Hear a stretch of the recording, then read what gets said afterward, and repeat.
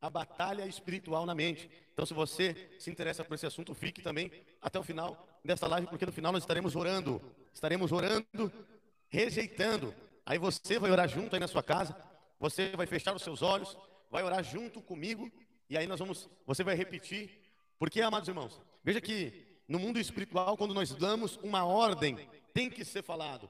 Veja que as pessoas têm que confessar Jesus como seu único e suficiente Salvador. Porque quando nós confessamos, nós damos uma ordem no mundo espiritual. Deus, Ele sabe até mesmo o que a gente precisa, antes mesmo que a gente abra a nossa boca. A palavra de Deus nos diz. Mas mesmo assim Ele pede para que a gente venha orar. Porque Jesus, Ele disse em Mateus capítulo 7, versículo 7, batei, batei e dá-se-vos-á.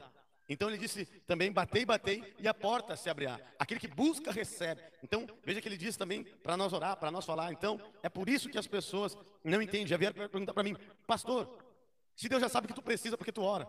Se Deus já sabe de todas as coisas, porque tu ora? Amados irmãos, vocês não sabem que o poder da oração, ela tem o poder de mover até mesmo o plano de Deus. Deus, ele sabe o que vai acontecer lá na frente. Mas por saber o que vai acontecer lá na frente, quando a gente ora, Ele muda a rota. Ele muda através da oração, prova pela Bíblia. A Bíblia vai nos dizer que ele estava indo destruir Sodoma e Gomorra.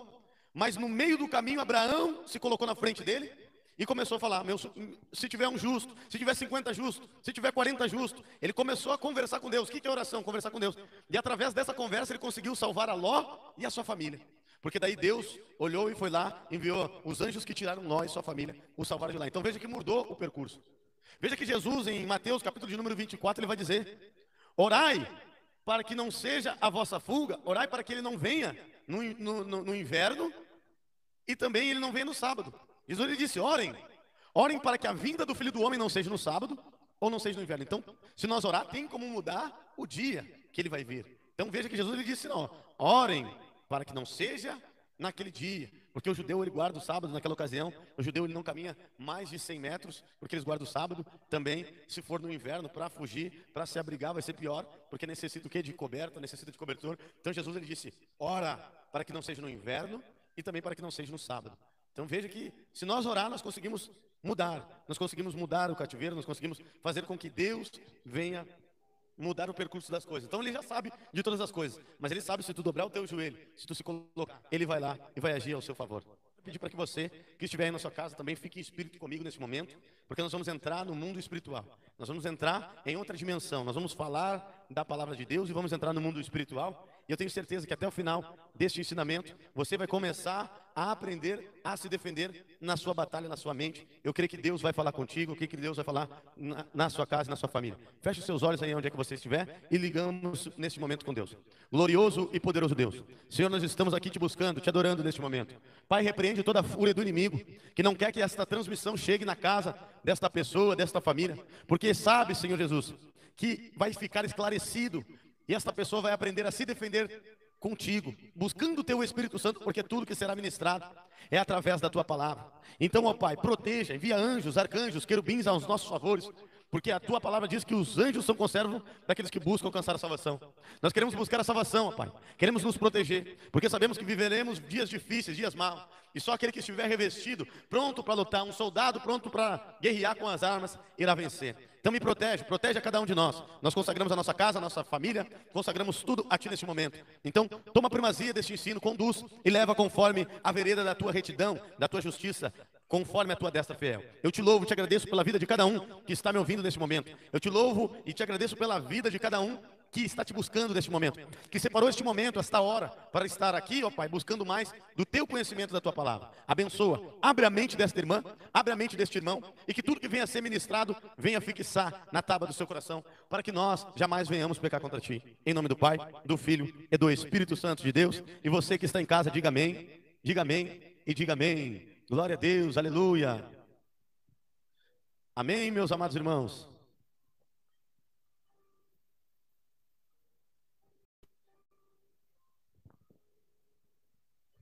Glória a Deus, meus amados irmãos. Agora sim, agora eu consigo ficar mais perto aqui e consigo passar para vocês melhor e ler também os comentários dos meus irmãos. Vou estar fazendo essa live aí, vai ser uma live de 1 hora.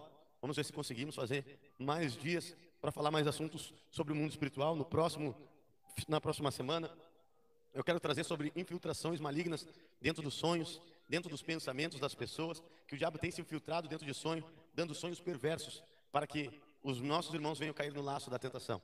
Mas, amados irmãos, vamos falar sobre batalha na mente. Antes de eu começar a falar sobre batalha na mente, eu tenho que explicar o contexto bíblico para você de uma história. O contexto bíblico que está lá no livro de Êxodo. E o Espírito Santo de Deus tem me direcionado para que eu venha ministrar um contexto bíblico, para que você também, dentro da sua casa, venha ter um conhecimento da palavra de Deus, um contexto da história. Que essa história bíblica será aplicada no mundo espiritual. Então nós vamos pegar uma base da Bíblia, sempre, agora nos nossos ensinamentos, teremos uma base de uma história bíblica e de como o povo de Deus saiu naquela guerra, como que o povo de Deus saiu naquela peleja ou naquela batalha. Agora nós sabemos que a nossa luta não é contra a carne, sim contra o espírito. Mas apóstolo Paulo, ele disse que as coisas que aconteceram no passado são espelho das coisas futuras, daquilo que há de acontecer. Então as coisas que aconteceram no passado, no Antigo Testamento, as batalhas que aconteceram no Antigo Testamento, tipo as muralhas de Jericó, Davi derrubando o gigante, todas as batalhas dos seus povos nós vamos trazer agora para os nossos ensinamentos, aonde será aplicado para os dias de hoje nas nossas batalhas espirituais.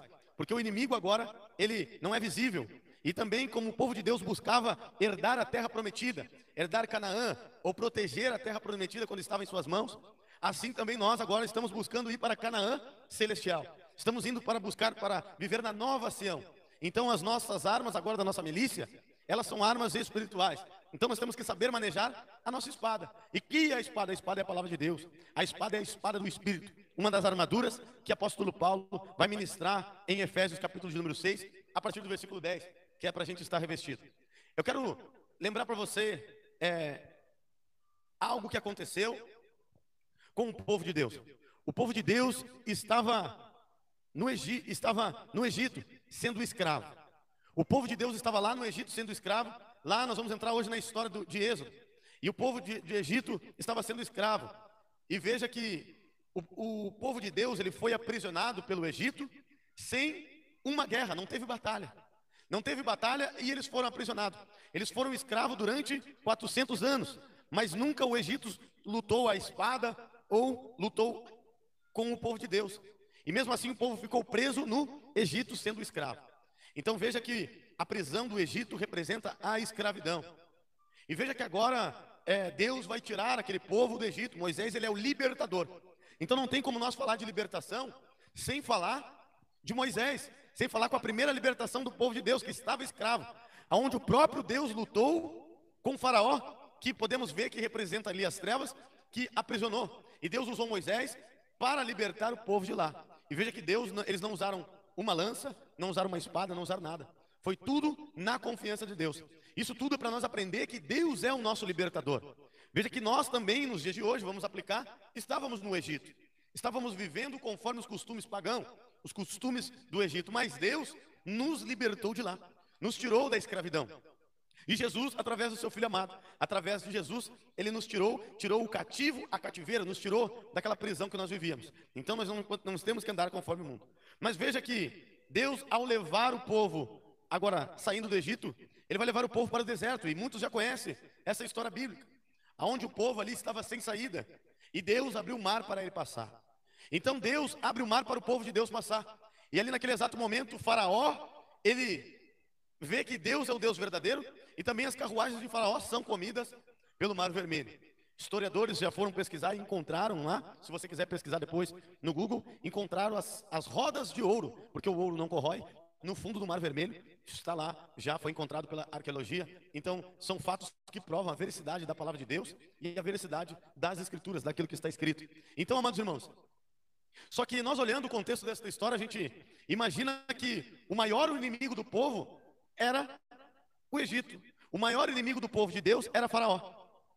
Mas não, amados irmãos, não era Faraó o maior inimigo de Deus. Eu sempre pensei que nessa situação o inimigo era o Egito, era o Faraó. Não, eu pude perceber que o maior inimigo do povo de Deus era quem? Era o próprio povo de Deus. Porque veja que Deus batalhou e tirou eles de lá, mas porém eles ficaram 40 anos andando errado no deserto, andando em círculo no deserto, aonde eles entraram em batalha consigo mesmo. Deus sustentava eles, Deus dava as vestes, Deus dava as roupas para eles, Deus, ele alimentava, Deus andava com eles numa coluna de fogo e numa nuvem. Deus estava com aquele povo, Deus fez milagres, Deus fez prodígios, deu água para eles beber. A Bíblia nos relata que eles caminhavam no deserto, nem as suas vestes se desgastavam. Veja que quão maravilhoso foi aquilo que estava acontecendo.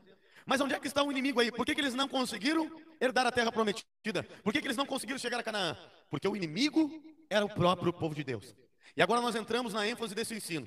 Muitas das vezes a gente pensa que é o Satanás um dos nossos maiores inimigos. Mas muitas das vezes nós mesmos somos nossos maiores inimigos. Veja que o povo de Deus foi o seu inimigo. Porque entrou em batalha contra si mesmo.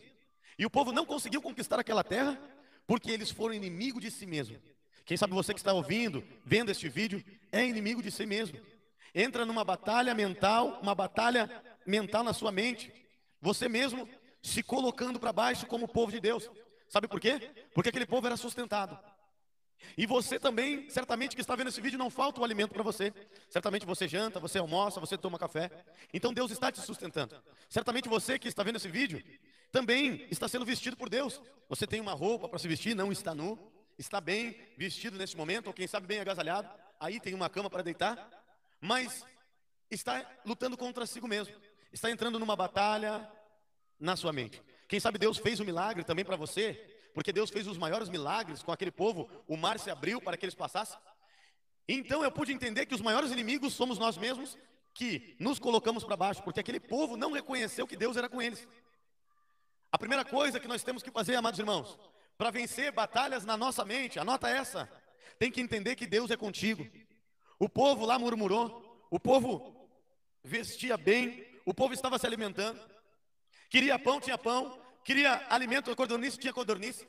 E por que acontece a batalha na minha mente? Por que acontece na batalha na sua mente? Porque acontece muitas das vezes a mesma coisa que aconteceu lá com o povo de Deus. A gente não reconhece que Deus é conosco. Então a primeira coisa para nós vencer a batalha na mente é entender aquilo que o apóstolo Paulo disse: em tudo dai graça, gratidão a Deus. Nós temos que ser gratos para com Deus por aquilo que Ele fez. Aquele povo tinha que glorificar os milagres. Aquele povo tinha que exaltar os milagres de Deus. Aquele povo tinha que glorificar porque Deus tirou eles da escravidão. Veja, amados irmãos, que Deus até mesmo indenizou a eles. Muitos dizem que Deus deu a joia que era para as mulheres usar. Não. A joia naquela época simbolizava o quê? Riqueza, dinheiro. E o povo era escravo e Deus tirou eles de lá indenizado. Porque Ele mandou pegar todo o tesouro do Egito, mandou pegar todas as joias, tudo que tinha de mais valor no Egito, e deu para as mulheres de Deus, não para elas usarem como adereço, porque não era costume usar como adereço. Você pode analisar que piratas enterravam tesouro, e o tesouro naquela época era sinal de riqueza, era sinal de dinheiro. As pessoas juntavam o tesouro, por isso que Jesus disse: não junteis os tesouros da terra, e sim junteis os tesouros do céu. Então Deus tirou aquele povo da escravidão e ainda indenizou eles pelo seu trabalho. E o que as mulheres fizeram? O que o povo fez? Se corrompeu. Muitos que Deus tira também do Egito e abençoa quando está no deserto, se corrompem e já estão adorando o carro, estão adorando a casa, estão fazendo o seu bezerro de ouro, estão saindo da presença de Deus por conta dessas bênçãos. Mas, amados irmãos, a primeira coisa então que a gente deve fazer é reconhecer que Deus é Deus na nossa vida. Então sempre quando você entrar em batalha mental, que vem dardos inflamados para te colocar para baixo, dizendo: não, eu não vou conseguir, não, eu não posso, eu não vou conseguir, eu estou fraco espiritualmente, eu estou para baixo, não, eu não vou conseguir me salvar. Sempre quando vier esses pensamentos, sabe o que você tem que fazer? Filtrar eles. Filtre os seus pensamentos e veja se aquilo vai glorificar a Deus ou não vai glorificar a Deus.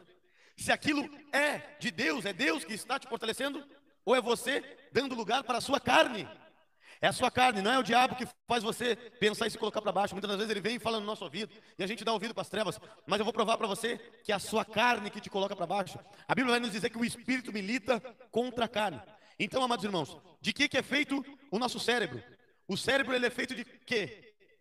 Veja que o nosso cérebro é feito de quê? O cérebro é feito de carne. Vamos ver quem respondeu ali, ó. O cérebro é feito de carne. O nosso cérebro que está dentro de nós, ele é uma carne esponjosa, assim como a carne que tem dentro de nós. Então também, veja que quando nós sentimos dores de cabeça, a hora a dor não passa, o que você faz? Toma um remédio. E aquele remédio, ele tira a dor que está na carne, na sua cabeça, em alguma região da sua cabeça. Então veja que ali é carne. Então o que vai acontecer? São pensamentos carnais que te colocam para baixo. Então da onde que vem os pensamentos, as batalhas na mente? É de nós mesmos. É a nossa natureza pecaminosa, nos influenciando a pecar, nos influenciando a se colocar para baixo, nos influenciando a sair da presença de Deus, nos influenciando a ter tristeza, nós colocando nós mesmos para baixo. Então, amados irmãos, agora a gente já viu que da onde que vem essa batalha mental? Vem de nós. Essa batalha espiritual é nós mesmos, é a nossa luta contra nós mesmos, a luta contra o nosso eu, os nossos pensamentos. Então, se você deixa muito os seus pensamentos falar, você tem que ver se os seus pensamentos estão conectados com Cristo. Porque se você deixa muito, pensa e fica atordoado, o seu pensamento vai te dominar. E as pessoas são guiadas pelos seus